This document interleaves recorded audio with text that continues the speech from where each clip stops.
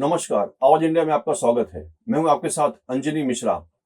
महाराष्ट्र के धुले जिले में एक दिल दहलाने वाली घटना सामने आई है, जहां एक युवक की पिटाई में मौत हो गई। घटना गांव में हुई, जहां कालामती गांव में युवक अपने दोस्तों के साथ गर्लफ्रेंड से मिलने गया था। गांव वालों को उन पर शक हुआ और उन्होंने चारों युवकों को पकड़कर एक कमरे में बंद कर दिया। इसके बाद पूरी रात उन्हें पीटा गया। सुबह उमरदा गांव के लोगों को इस घटना की जानकारी मिली, जिसके बाद आरोपियों ने तीनों युवकों को छोड़ने के लिए 5,000 रुपये की मांग की। समझौते के तहत 3 युवकों को छोड़ दिया गया, लेकिन जब कमल सिंह पावड़ा के बारे में पूछा गया तो आरोपी ने बताया कि वो रात से भाग गया। कमल सिंह पावड़ा के घर न लौटने पर उमरदा गांव के ग्रामीणों और उसके परिजनों ने उसकी तलाश शुरू कर दी। कुछ ही समय बाद गांव की सीमा के पास एक नाले में उसका शव मिला। शव पर गंभीर चोटों के निशान मिले, जो यह साफ दर्शाता है कि उसकी बर्बर पिटाई के बाद हत्या कर शव नाले में फेंक दिया गया। पुलिस ने इस मामले में 7 लोगों के खिलाफ हत्या का मामला दर्ज किया है और एक आरोपी को गिरफ्तार कर लिया है, जबकि बाकी आरोपी की तलाश जारी है।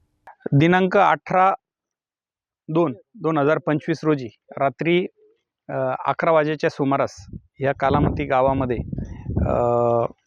शेजारच्या उमरद्या गावातून 4 तरुण त्यांच्या ओळखीच्या मैत्रिणींना भेटण्यासाठी या ठिकाणी आले होते आणि ते ह्या घरामध्ये एक मुलगी राहत असताना तिला भेटण्यासाठी आले आणि त्याच्यावरनं त्यांच्या पालकांना ते न आवडून पालकांनी आणि त्यांच्या इतर नातेवाईकांनी मिळून त्या मुलांना मारहाण केली आणि त्याच्यातील एक 4 मुलांना बांधून ठेवत असताना एक मुलाने पळून जाण्याचा प्रयत्न केला, तर त्याचा पाठलाग करून त्याला जिवे ठार मारलं। उर्वरित तिघांना या ठिकाणी बांधून ठेवलं होतं आणि साधारण रात्रभर मारहाण करत दुसऱ्या दिवशी सकाळी त्यांच्या नातेवाईकांना बोलून त्यांच्याकडनं जी काही प्रथा आहे दंड वगैरे घेण्याची, तर ह्या गावचे जे गाव पाटील वगैरे असतात त्या गाव पाटलांनी एक पंचायत बसवून त्यांच्याकडनं दंड वसूल केला आणि त्यांना त्या मुलांना ताब्यात दिलं।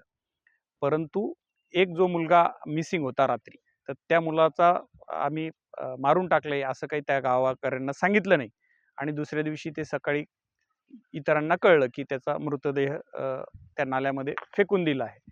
त्याच्यानंतर पोलीस स्टेशनलाही ही माहिती मिळाली आणि पोलिसांनी येऊन इतर ज्या कायदेशीर गोष्टी आहेत त्या सर्व करून प्रेत इन्क्वेस्टसाठी पुढे पाठवलं आणि खरा काय प्रकार आहे याचा शोध घेऊन त्या 4 मित्रांपैकी एका मित्राची फिर्याद घेत ह्या गावातील ज्यांनी मारहाण केली होती अशा 7 लोकांवरती पूर्वीच्या IPC 302 प्रमाणे आणि आत्ताच्या BNSच्या 103(2) प्रमाणे गुन्हा 7 आरोपींवर दाखल केला।